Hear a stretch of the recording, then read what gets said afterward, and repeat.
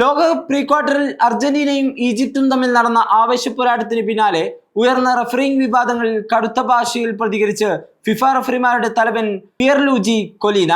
മത്സരത്തിൽ അർജന്റീന 3-2 ജയിച്ചതിന് പിന്നാലെ ഒത്തുകളി ആരോപിച്ച Egypt coach Hossam Hasan ശക്തമായ മറുപടിയാണ് കൊലീന നൽകിയത്.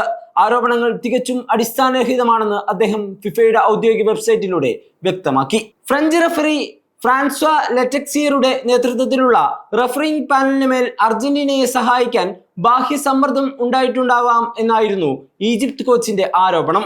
മത്സരത്തിൽ ഈജിപ്ത് നേടിയ ഒരു മികച്ച ഗോൾ വാർ പരിശോധനയിലൂടെ റഫറി റദ്ദാക്കിയിരുന്നു. ഇതിന് പിന്നാലെയാണ് ഈജിപ്ത് പരസ്യമായി രംഗത്തെത്തിയത്. മത്സരശേഷം സംസാരിക്കവേ ഹൊസാം ഹസൻ കടുത്ത അമർശമാണ് രേഖപ്പെടുത്തിയത്.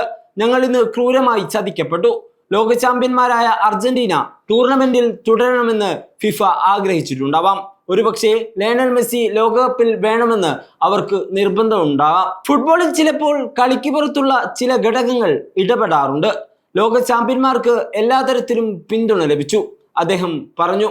ഈജിപ്തിന്റെ ഭാഗത്തു നിന്നുണ്ടായ ഇത്തരം ഗൂഢാലോചന ആരോപണങ്ങളെ കൊലീന പൂർണ്ണമായും തള്ളിപ്പറഞ്ഞു. ഫിഫ പ്രസിഡന്റ് ജിയാനി ഇൻഫാന്റിനോയ്ക്ക് പോലും റഫറിമാരുടെ തീരുമാനങ്ങളെ സ്വാധീനിക്കാൻ കഴിയില്ലെന്ന് അദ്ദേഹം ഓർമ്മിപ്പിച്ചു. തീരുമാനങ്ങളെക്കുറിച്ചുള്ള ആരോഗ്യകരമായ ചർച്ചകൾ ഫുട്ബോളിന്റെ ഭാഗമാണ്. എന്നാൽ ഇത്തരം അടിസ്ഥാനരഹിതമായ ആരോപണങ്ങൾക്ക് കായിക രംഗത്ത് സ്ഥാനമില്ല. ലോകകപ്പ് റഫറിമാരുടെ സത്യസന്ധതയെ ആർക്കും ചോദ്യം ചെയ്യാനാകില്ല. ഇത്തരം പ്രസ്താവനകൾ റഫറിമാർക്കും അവരുടെ കുടുംബത്തിനും നേരെ ഭീഷണിയുണ്ടാക്കാൻ കാരണമാകും.